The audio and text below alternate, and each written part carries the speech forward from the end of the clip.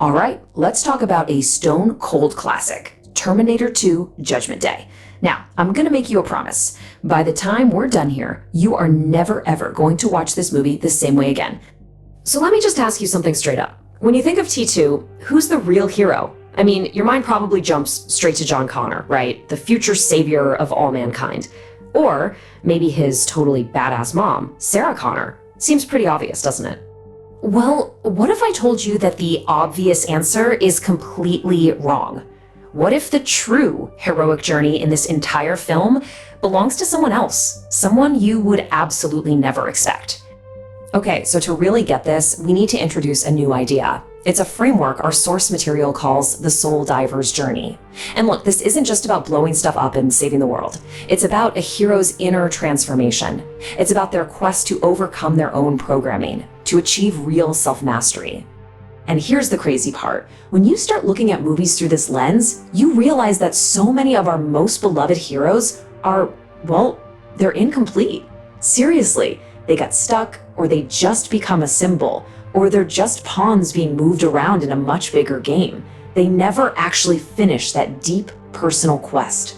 Okay, so let's bring it back to T2. What happens when we look at the obvious heroes, John and Sarah, through this soul diver lens? How do they really stack up? And yet you can see right away why it doesn't quite fit. Let's take John. He's the predestined son. He's more of a symbol of what's to come, right? His destiny is pretty much set in stone, so he doesn't have a ton of real choices to make. His journey here, it's incomplete. And then there's Sarah. She's the tragic pawn, trapped in this awful story where Skynet basically always has the upper hand. I mean, she's absolutely heroic, no question, but her actions are about survival, not that deep inner journey of self-mastery. So neither of them really finishes that quest. So if it's not John, and it's not Sarah, then who is it? Okay. This is the moment where we have to flip the whole script. We have to completely switch our perspective on this film. It's him, the T-800. You heard me right. T2, when you really look at it, is a Pinocchio story. It's the story of a machine who would become a man. The true soul diver, the one on the deepest journey of self-mastery, isn't human at all. It's the Terminator. And what's so wild is that his heroic journey actually kicks off before the movie even starts. I mean, look at this. He begins in his mundane world as just another Terminator unit serving Skynet. Then he gets the call. He's chosen for a mission. But then comes the hack. He's captured and reprogrammed by the future John Connor. So by the time we see him show up in that bar, he's already deep into a new mission, one he never chose for himself. And this is where it gets really powerful, because this is a mirror for us. Think about it. The T-800 was built by Skynet for just one single purpose. Its chip is literally set to read only. But how different is that from us really?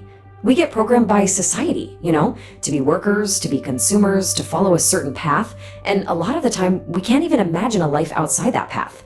Sometimes we need a hack too, something to push us onto a totally new journey. So once his mission starts, the T-800 starts observing. He starts learning. He's not just a machine following orders anymore. He's asking John, why do you cry? He's learning you can't just go around killing people.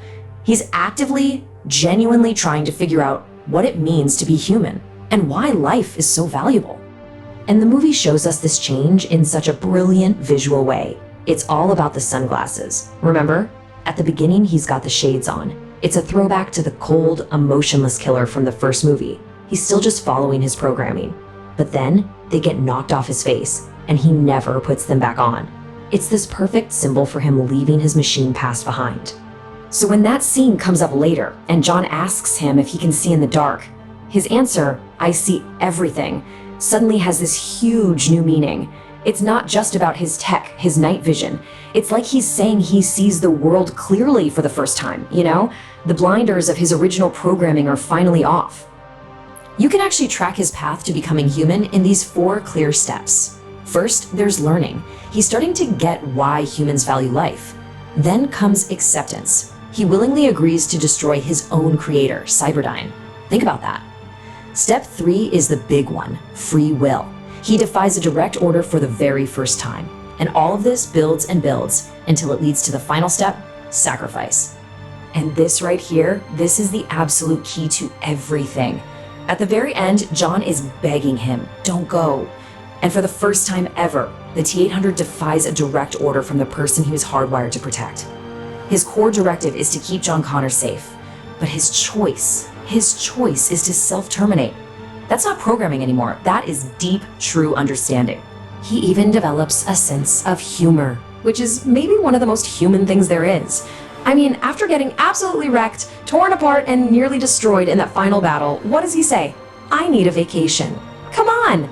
For a machine, that's pretty good.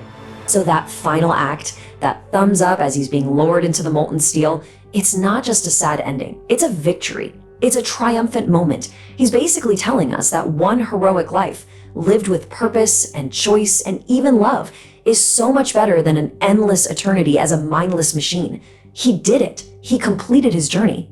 And that leaves us with one last big thought. The T-800 needed his programming to be hacked before he could become a true hero. It really makes you stop and wonder, doesn't it? What parts of our own programming, the stuff society taught us, are holding us back? And what hero is just waiting to be activated inside of you?